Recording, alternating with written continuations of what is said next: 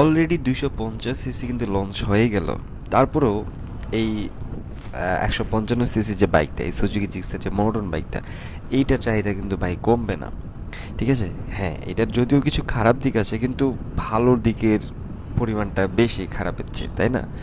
So আমাকে অনেকেই বলে, অনেক ভাই ব্রাদারই বলে যে ভাই এই সুজুকি জিক্সের মটন যে বাইকটা, এটার যে নেগেটিভ বিষয়গুলো এগুলো নিয়ে একটু ভাই ক্লিয়ারভাবে বলেন।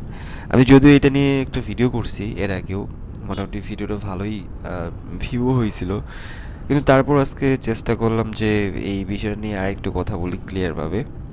যে বিষয়গুলো ওই ভিডিওতে হয়তো বা বলি নেই, কয়েকটা বিষয় মিস হয়ে গেছিলো, সো ওই বিষয়গুলো নিয়ে সবগুলো মিলে আমি ট্রাই করতেছি আপনাদেরকে একটা ফুল ইনফরমেশন দিতে। এই বাইকটা 155 সিসির একটা ইঞ্জিন। আমি মনে করি যে দৈনন্দিন মানে প্রতিদিনে যারা আমরা মোটামুটি রাফ ইউজ করি তাদের জন্য এনাফ, কিন্তু যারা হাইওয়েতে একটু উচ্চ গতিতে চালাতে চায়, একটু উচ্চ শক্তিশালী মানে উচ্চ পারফরমেন্স পেতে চায়, তাদের কাছে হয়তো বা এটা একটা খারাপ বা ব্যাড একটা সাইড হইতে পারে। ব্রেকিং নিয়ে যদি বলা যায় তাহলে বলবো যে যদিও এটি ফ্রন্ট এবং রিয়ার উভয় ব্রেকেই কিন্তু সাপোর্ট করে, সমর্থন করে, তবে এর যে সিঙ্গেল চ্যানেল এবিএস শুধু সামনের চাকার জন্যই কার্যকর, মানে সামনের চাকাই শুধু আছে। আর পিছনের যে ব্রেকিং, এইটার নিরাপত্তার কথা যদি বলি তাহলে বলবো যে এটা একটু হতাশজনক।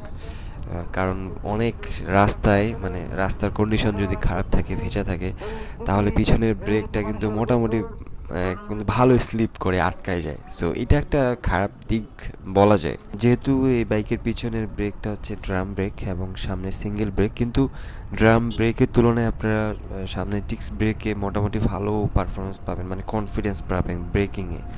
এরপরে যদি মাইলেজের কথা বলি, জিক্সারের মাইলেজ 45 থেকে 50 কিলোমিটার আপনারা পাবেন পার লিটার, কিন্তু সিটির মধ্যে আপনারা মাইলেজ পাবেন 40 থেকে 42-এর মতো।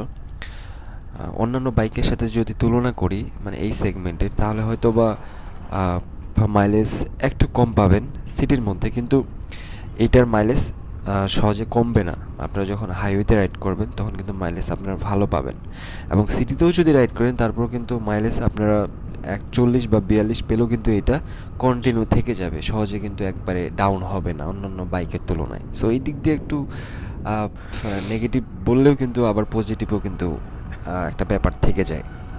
এরপরে এই বাইকটার যদি সাসপেনশনের কথা বলি তাহলে বলবো যে পিছনের যে সাসপেনশন, এটা হচ্ছে মনোশক, এটা আরেকটু বেটার হলে ভালো হতো। এটা মোটামুটি মাঝারি মানের বললেই চলে। এটি খারাপ রাস্তার উপর রাইড করলে এবং পিলিয়ন উভয়ের জন্য কিন্তু খুব খারাপ একটা অবস্থা হয়।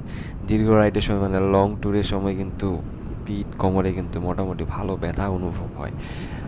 এইটা আসলে যারা নতুন বাইকার্স তাদের ক্ষেত্রে একটু বেশি হয়, যখন ইউজ টু হয়ে যায় এই বাইকে তখন অবশ্য এটা মানে কম ফিল হয় আর কি। আরও অনেক বিষয় আছে, আগে ফুয়েলটা নিয়ে নিই। বাইকে আমার তেল কমে গেছে, সো তেলটা নিয়ে তারপরে আমরা বাকি বিষয়গুলো বিস্তারিত আলোচনা করব ইনশাল্লাহ। 200 দাও।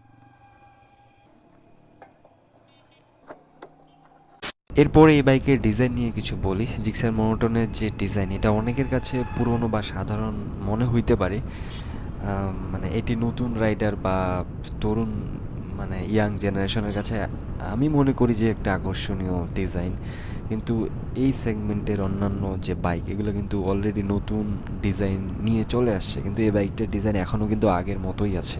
যেহেতু ডিজাইন নিয়ে কথা বললাম, এবার বলা যাক এই বাইকটার যে বিল্ড কোয়ালিটি। এই বাইকটার বিল্ড কোয়ালিটি ভালোই, কিন্তু কিছু কিছু অংশ প্লাস্টিক দিয়ে তৈরি, যার মানে সময়ের সাথে সাথে নষ্ট হয়ে যেতে পারে বা ভেঙে যেতে পারে।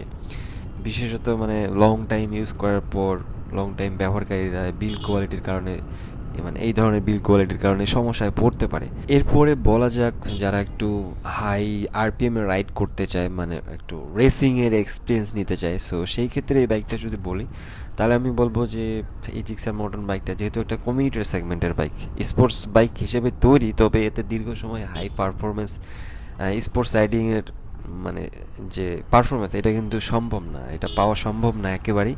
হাই স্পিডে যে স্টেবিলিটি এটা একবারে কমে যাবে যারা রেসিংয়ের এক্সপিরিয়েন্স নিতে চায়, সো সেই ক্ষেত্রে কিন্তু এইটা আপনারা পাবেন না। এবার টায়ারের গ্রিপের কথা বলি। এই বাইকের যে টায়ারের গ্রিপ এগুলো মোটামুটি ভালো মানের, কিন্তু বৃষ্টির সময় আপনারা যদি পিছনে ড্রাম ব্রেক ইউজ করেন সো সেই ক্ষেত্রে কিন্তু আপনারা আহ, মোটামুটি কিন্তু স্লিপ করবেন, স্লিপ করে পড়ে যাবেন। সো সেই দিক দিয়ে আপনাদেরকে অবশ্যই সতর্কতা অবলম্বন করতে হবে, কারণ টায়ারের যে গ্রিপ এটা কিন্তু অতটা ভালো মানের না। এরপরে সার্ভিসিংয়ের যদি কথা বলি তাহলে অনেক এলাকায় সুজুকির যে অথরাইজ সার্ভিস সেন্টার এটা কিন্তু থাকে না সব জায়গায়, মানে অনেক জায়গায় থাকে না।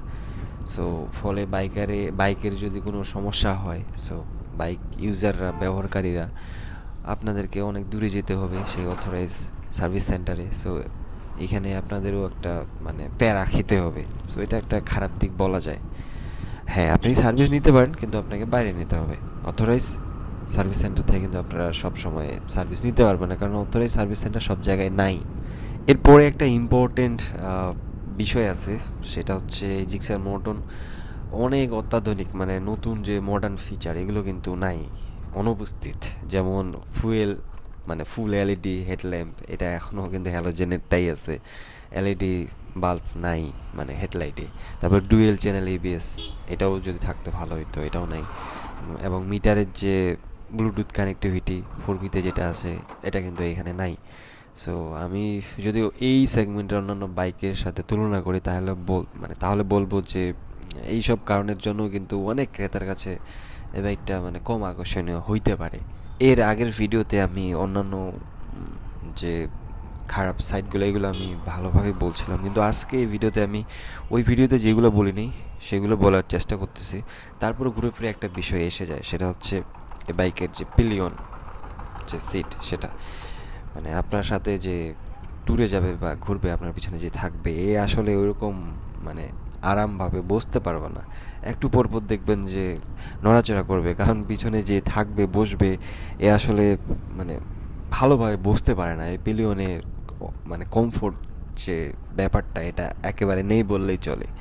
সো এটা একটা বড় একটা খারাপ দিক। খারাপ দিক বলতে এগুলো হচ্ছে আর কি কমন কমন খারাপ দিক। আরেকটা আছে, সেটা হচ্ছে এই বাইকের যে গিয়ার শিফট, এটা আসলে খুবই হার্ড, অনেক হার্ড। এটা কিছু কাজ করে যদিও সফট করা যায়, কিন্তু অনেকে এটা জানে না। সো এটা নিয়েও আমি একটা ভিডিও করব ইনশাল্লাহ, এটা কিভাবে সফট করা যায়, কি কি কাজ করতে হয় এটা নিয়ে অবশ্যই আমি একটা ডিটেলস ভিডিও করব আপনাদের জন্য। সো এই গিয়ার যে শিফটটা এটা অন্যান্য বাইকের যে তুলনায় যদি 4Vর সাথে কম্পেয়ার করি, মানে গিয়ার শিফটের কথাটা মানে অন্যান্য দিক দিয়ে বাদ দিলাম, অন্যান্য দিকে অবশ্যই প্রতিটা বাইকের খারাপ ভালো দিক তো থাকেই। সো গিয়ার শিফটটার ক্ষেত্রে একটু সমস্যা। গিয়ার শিফটটা মাঝে মধ্যে এমন হয় যে যখন আমরা রেগুলার বাইক ইউজ করি ওই গিয়ার শিফট করতে করতে আমাদের জুতাই ছিঁড়ে যায়, মানে জুতার মধ্যে দাগ তো পড়েই, জুতার উপরে যে যে চামড়াটা সেটা কিন্তু ছিঁড়ে যায়, মানে জোরে চাপ দেওয়া লাগে সব সময়। সো এটা একটা বড় খারাপ দিক আমি মনে করি। এরপরে আরেকটা ব্যাড সাইড বলেই আজকের ভিডিওটা শেষ করব, সেটা হচ্ছে আপনারা যখন লং ড্রাইভ করবেন, লং ট্যুরে যাবেন, কোথাও টানা রাইড করবেন, তখন দেখবেন যে বাইকের যে ইঞ্জিন এটা তো হিট হয় একটু বেশি জিক্সার মর্টনের, সে সাথে আপনাদের বাইকের যে ইঞ্জিনের যে সাউন্ড এটাও কিন্তু পরিবর্তন হয়, চেঞ্জ হয়ে যায়। সো এইটা মাঝখানে একটু ব্রেক নিলে আবার ঠিক হয়ে যায়, কিন্তু লং ট্যুরে গেলে, লং ড্রাইভ করলে এটা কিন্তু হয়। এরপরে যে খারাপ দিকটা সেটা হচ্ছে লো গ্রাউন্ড ক্লিয়ারেন্স।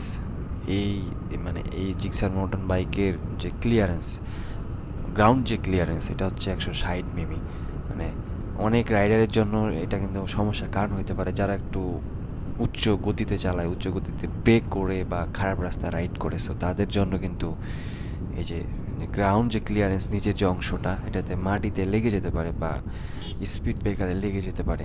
এরপরে আমার পার্সোনাল একটা ওপিনিয়ন আছে, সেটা হচ্ছে অন্যান্য বাইকের সাথে যদি তুলনা করি তাহলে সাইড স্ট্যান্ড কাট যে ফিচারটা এটা কিন্তু এই বাইকে নাই। ইভেন নতুন যে হায়ার সিসিটার লঞ্চ হইলো এটাতেও নাই। এটা আসলে একটা খারাপ দিক। অনেক আধুনিক বাইকে সাইড স্ট্যান্ড থাকলেও ইঞ্জিন স্টার্ট করা যায় না, মানে এটা কিন্তু নিরাপত্তার জন্য অনেক গুরুত্বপূর্ণ।